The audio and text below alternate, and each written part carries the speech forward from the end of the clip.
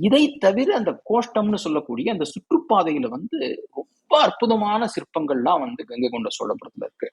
எல்லாமே ம். சிவபுராணத்தினுடைய அடிப்படையில்.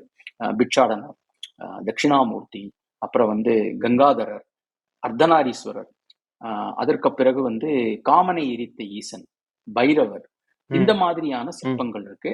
சரஸ்வதி, லக்ஷ்மி 2 பக்கமும் அந்த 2 தெய்வங்களுக்கான சிற்பங்கள் இருக்கு. மிக முக்கியமாக சண்டீஸ்வர அனுகிரக மூர்த்தி. நமக்கு சண்டீஸ்வரருடைய கதை தெரியும். அவர் வந்து சிவனுக்கு பாலால் அபிஷேகம் பண்ணிட்டு இருக்கும்போது அவங்க அப்பா வந்து அதை தடுக்கிறாரு. அதனால ஒரு கம்பை எறிகிறார்.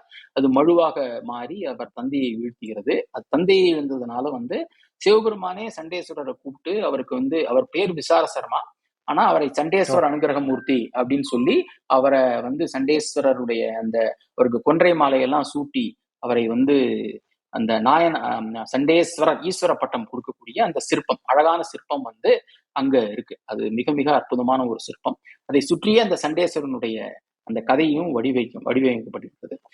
ராஜேந்திரருக்கு அந்த சிற்பத்தின் மேல ஏகப்பட்ட பிரியம் இருக்கும் போது, ஏன்னா சண்டேஸ்வரர் சந்நிதி அப்படின்றது அந்த சிவலிங்கத்திலிருந்து நீர் வழியக்கூடிய அந்த தாரையினுடைய எதிர்ப்புறம் தான் வந்து சிவன் கோயில்களில் வைப்பது வழக்கம்.